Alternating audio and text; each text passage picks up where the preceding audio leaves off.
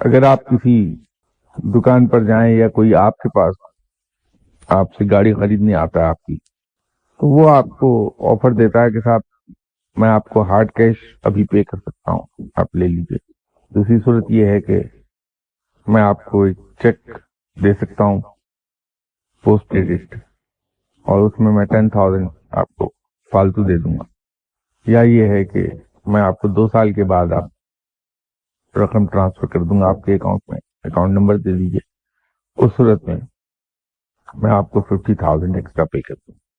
اب اگر آپ یہ سوچیں کہ مجھے بعد میں پیمنٹ لینے میں فائدہ ہے، تو آپ اپنی گاڑی اس کو دے دیں، اور مارے پھر رہے ہیں ویگنز میں، بسوں میں تکلیفیں اٹھا رہے ہیں۔ آپ کا ایک اور ساتھی جس نے ہارڈ کیش پر گاڑی بیچ دی، وہ دوسری گاڑی آرام سے لیے پھرتا ہے اور آپ کے پاس سے تیزی سے گزر جاتا ہے روز، تو آپ دکھ اٹھا رہے ہیں۔ لیکن 2 سال میں اس آدمی کی گاڑی جو ہے گھس گھسا کی آدھی قیمت کی بھی نہیں رہ جائے گی، اور آپ کو اس وقت 2 سال کے بعد کئی گنا زیادہ پیسہ مل جائے گا، جس سے آپ نئی مرسیڈیز خرید سکیں گے۔ چوائس آپ کی ہے، کون سا بھی سودا کر لیں۔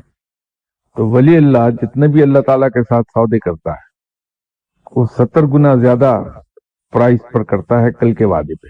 تو پھر تو وہ ویگنوں بسوں میں دھکے کھائے گا، کیونکہ اس کو تو 70 ٹائم زیادہ کل کو چاہیے۔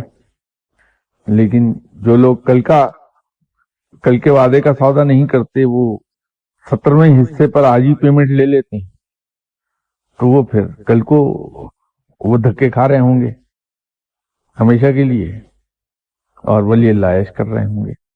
قصہ صرف اتنا ہی ہے، اگر میں اسے ایکسپلین صحیح کر پایا ہوں تو۔